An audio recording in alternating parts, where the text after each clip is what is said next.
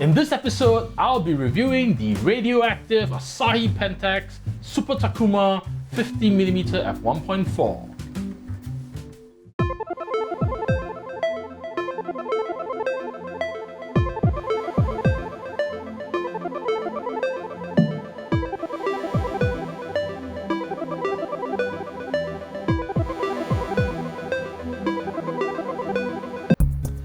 The radioactive Asahi Pentax Super Takumar 50mm f1.4 is a vintage lens.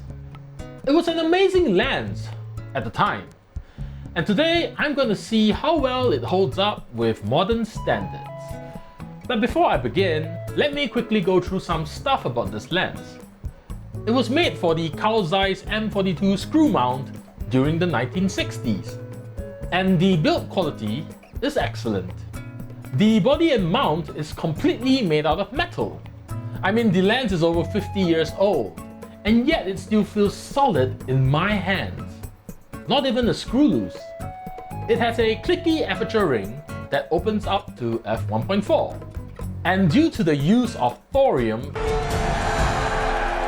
in the glass elements, this lens is radioactive. But not to worry, it's relatively safe as long as you don't put it up against your eye for extended periods of time. I mean, I've owned and used this lens for several years now, and so far, no tumors or cancer. And he says cancer.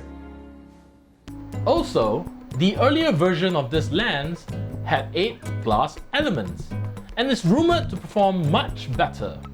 Unfortunately, my copy is not that version. And that's pretty much all I've got to say about this lens. Let the testing begin. For this test, I'll be adapting this lens with a M42 screw mount to Canon EF adapter, and mounting it on my GH5 with the Atomos Speedbooster XL.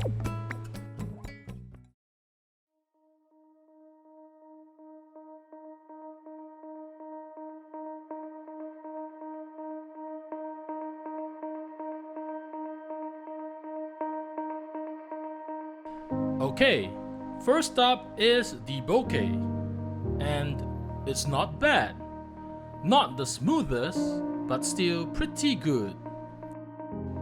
Image quality wise, it starts out okay in the center, but gets quite a bit softer towards the edges. And the vintage look here is very apparent. In fact, I personally feel that the image is too vintage for my liking, if that makes any sense. And unsurprisingly, this lens suffers from quite a bit of color fringing.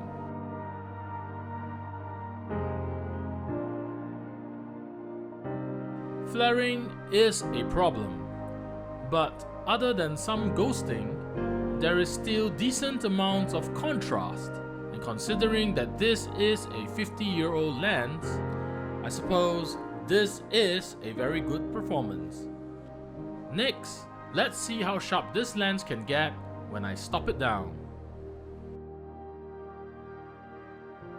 Wide open, the lens has decent sharpness in the center. Stopping it down to f2 and things sharpens up slightly. This trend continues until f4, where the image becomes very sharp. But if maximum sharpness is your goal, then f8 is where you want to be. Beyond f11, things start to soften up due to diffraction.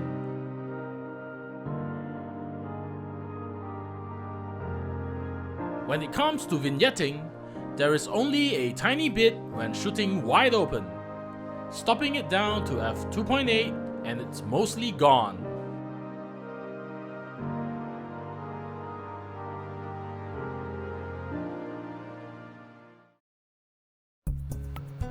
So in conclusion, the Asahi Pentax Super Takumar 50mm f1.4 isn't a very good performer. It may have been legendary back in the day, but it simply cannot hold up to modern standards.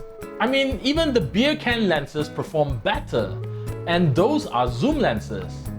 Sure, it does get better when you stop it down, but then you'll probably be better off getting a modern 50mm f1.8 instead.